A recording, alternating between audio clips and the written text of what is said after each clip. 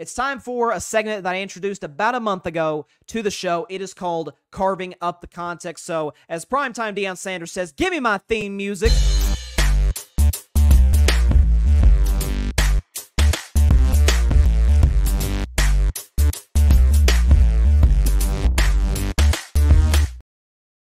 Okay, so on this week's edition of Carving Up the Context, we've got, as I just now mentioned, the New York Jets, who are in quarterback hell. That is putting it mildly. Zach Wilson is currently their guy. Tim Boyle is their backup. Tim Boyle is, I think I saw somebody said he had 108 attempts and had a pretty solid, pretty high amount of interceptions, so not a great backup to have to Zach Wilson. And they just signed Trevor Siemian yesterday, so it feels like at some point Trevor's probably become the starter. He's started some, he was actually with the Jets back in 2019, but that's beside the point, at least for the time being. Okay, so Robert Saleh, who I really like, by the way, I think is a good coach, is the head coach of the Jets, and of course this season just blew to smithereens 4 plays into the season when Aaron Rodgers tore his Achilles against the Buffalo Bills, and it was, of course, just a gut punch. Even if you're not, I can't imagine if you're a Jets fan and give it what you've suffered. But as an NFL fan, man, it just sucked to see that happen.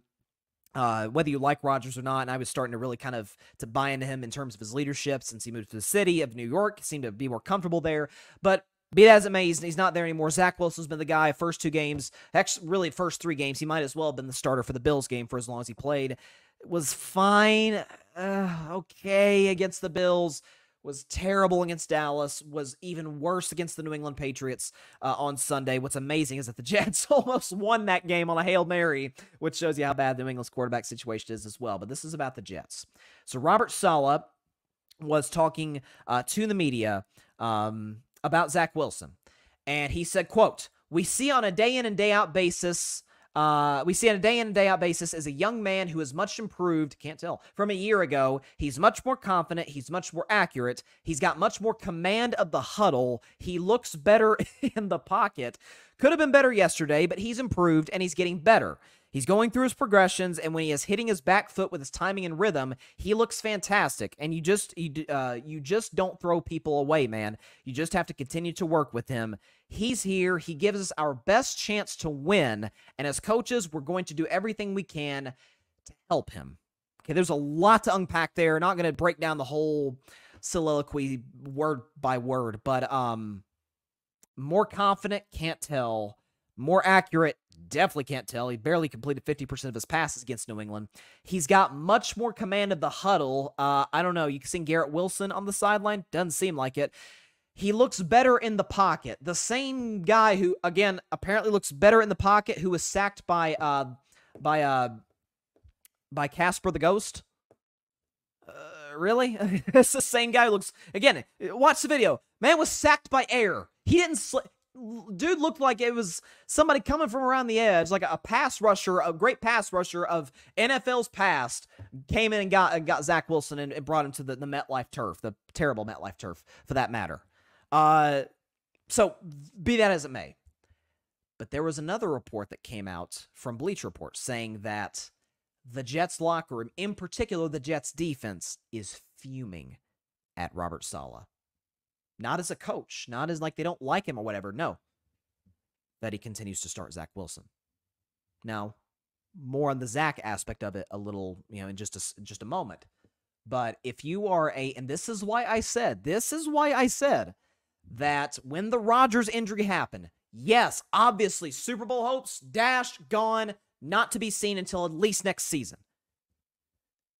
But this can't be a second year in a row where you have a young, hungry, talented, cheap defense and just waste it because of awful quarterback play. Again, the Jets had the worst quarterback situation in the league last year. You could argue that's the case and make a strong argument that's the case this year.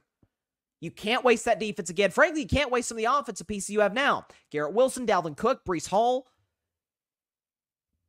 You got to have somebody back there who gives you the best chance to win, and Zach Wilson is not that guy. And so if you have a defense that, and I talked about this on Monday, I cannot imagine the frustration. Of course I'll be pissed. Of course I'll be frustrated. When I have to, remember DJ Reed, the excellent defensive back for the Jets, was talking about how before the season, hey, we can be the 85 Bears. Well, you actually kind of have to be now because your quarterback sucks. You almost have to be the 85 Bears out of necessity just to keep your teams in games. You gave up only 15 points on Sunday and lost. The other quarterback was terrible. And you lost. Of course I'd be pissed. Of course I'd be frustrated. And I would be extremely frustrated with Robert Saleh and with Joe Douglas. And this goes back to a problem that we have a lot of times in America, certainly in our political system, and even around the world, just people in general. We really, really struggle sometimes to do one thing, and that is admit when we're wrong. It's a hard thing to do. It's a tough pill to swallow. I had to do it on Monday's show. I was wrong about Tua Tagovailoa. I had to do it. It's not fun. I'd rather come on and gloat about how I was right. No, I was wrong on Tua. At what point is Robert Saleh and Joe Douglas, the general manager of the Jets, going to come to the table? They don't have to say it publicly. They don't have to. And essentially admit, yeah, we were wrong. You were wrong on Zach Wilson. Nothing wrong with that. Okay, he missed on the pick. Missed on the pick. A lot of people miss on picks. Niners are maybe the best run organization in football. They missed on the third pick of the draft and lost a bunch of draft capital in doing so. Now, the Niners are, of course, in a better position. It's not going to hurt them too bad because Brock Purdy's playing so well. But sometimes you got to admit when you're wrong. And for the New York Jets, and I've heard, is Carson Wentz going to be the guy? And Nick Foles, and as I mentioned earlier, it's been floated. Maybe Colin Kaepernick, some crazy chance that potentially happens, or maybe a trade for Kirk Cousins, who Kirk's better than all of those guys, but Kirk is not Aaron Rodgers. That goes without saying. Is it really gonna what? Again, if your goals and your aspiration, your expectation, of course, your goal, you hope to win the Super Bowl, doesn't mean it's always realistic. What's your expectations? Again, when crazy stuff, when crisis, so to speak, football crisis in this sense hits, got to change your plan. Got to do a 180. Got to audible.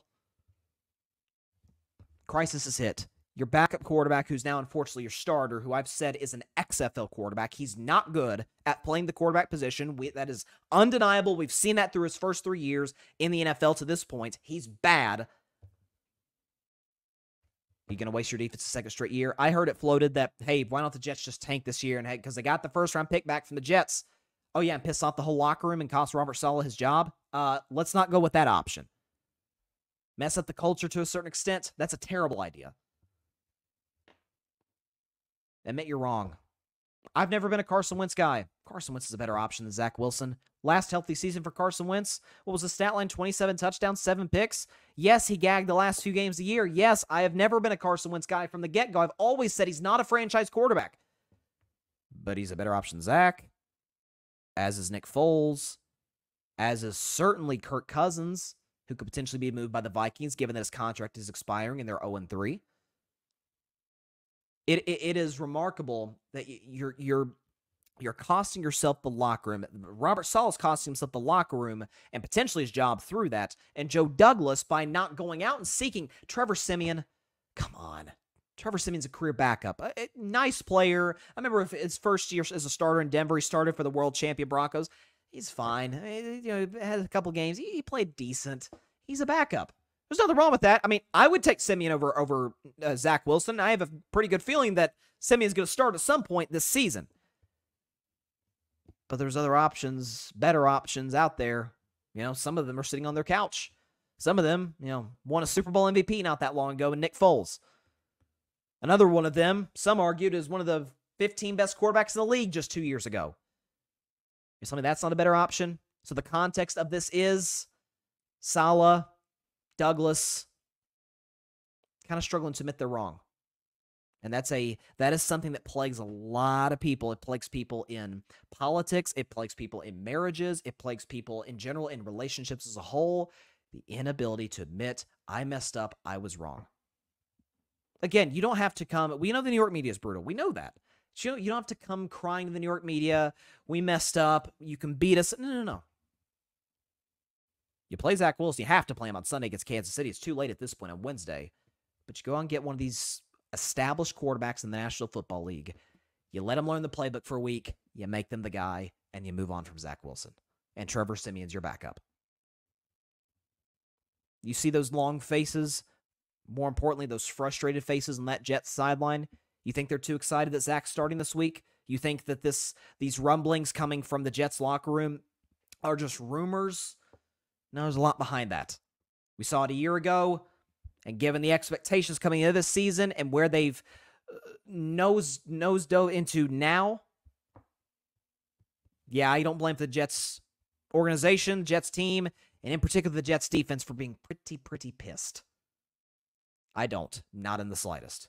So for carving up the context is Coach Saleh, Joe Douglas, really struggling to admit they're wrong. And it could cost the Jets head coach and GM their jobs. Thanks so much for watching the show on YouTube, and be sure to go click that big red subscribe button and check out the other clips and full shows from Carving It Up Live, as well as our other incredible content creators here on the Grid Network.